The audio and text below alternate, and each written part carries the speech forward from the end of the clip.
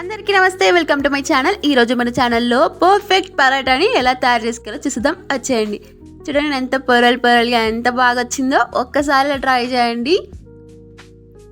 ఇక్కడ నేను 1 కప్ వరకు మైదా పిండిని తీసుకుంటున్నాను. రుచికి సరిపోయేంత సాల్ట్ తీసుకుంటున్నాను. 1/2 టేబుల్ స్పూన్ వరకు షుగర్ని తీసుకుంటున్నాను. వీటిని అన్నిటినీ ఒకసారి బాగా మిక్స్ చేసుకోండి. ఇక్కడ నేను మిక్స్ చేసుకోవడానికి వాటర్ బదులు మిల్క్ని తీసుకుంటున్నాను. మీరు వాటర్తో అయినా మిక్స్ చేసుకోవచ్చు. ఇక్కడ నేను 1/2 కప్ వరకు మిల్క్ తీసుకొని కొద్దిగా వేసుకొని మిక్స్ చేసుకుంటున్నాను.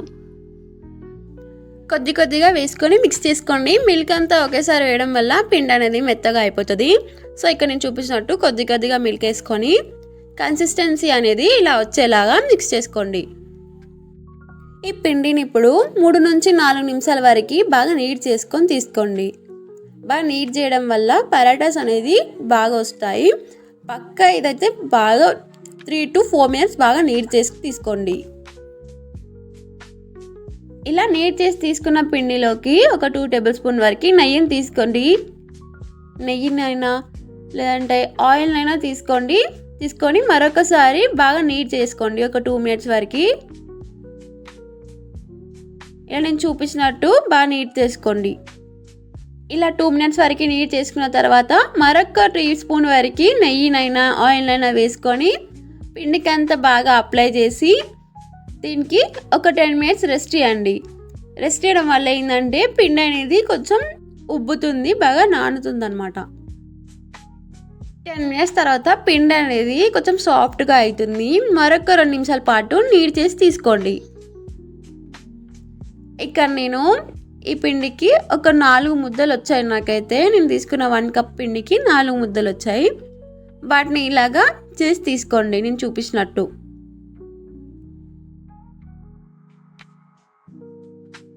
చూడండి, ఇక్కడ ఇలా సాఫ్ట్ ముద్దలుగా చేసి తీసుకోండి. ఇక్కడ నేను ఇప్పుడు రోల్ చేసుకుంటున్నాను. చపాతీలాగా రోల్ చేసి తీసుకోండి. నేను ఇక్కడ పొడి పిండిని వాడుతున్నాను. మీరు ఆయిల్తో అయినా రోల్ చేసుకోవచ్చు చపాతీని అనేది. ఇలా నేను చూపించినట్టు కొంచెం పెద్దగా రోల్ చేసి తీసుకోండి. చపాతీ అనేది ఇలా రోల్ చేయండి పెద్దగా.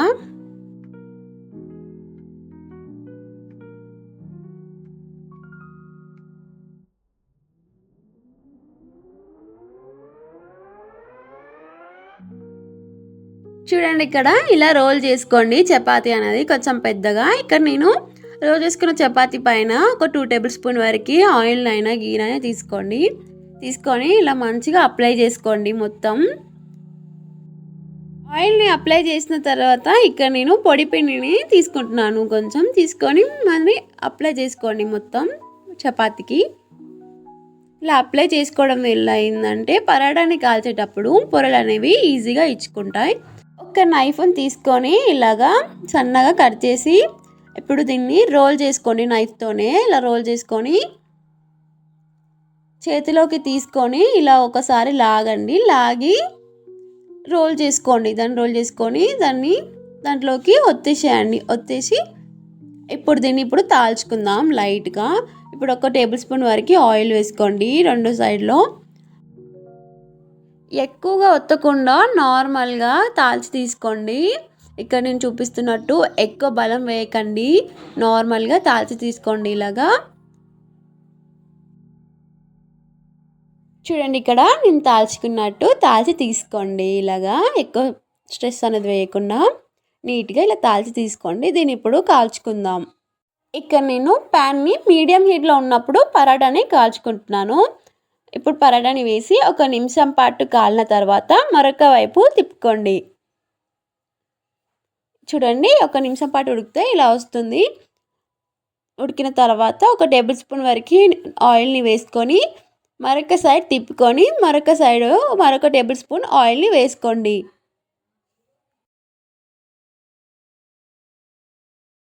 చూడండి, ఇక్కడ మరొక టేబుల్ స్పూన్ ఆయిల్ని వేసుకున్నాక ఇలా మరొకసారి తిప్పుకొని ఇలా ఒత్తుకుంటూ కాల్చుకోండి.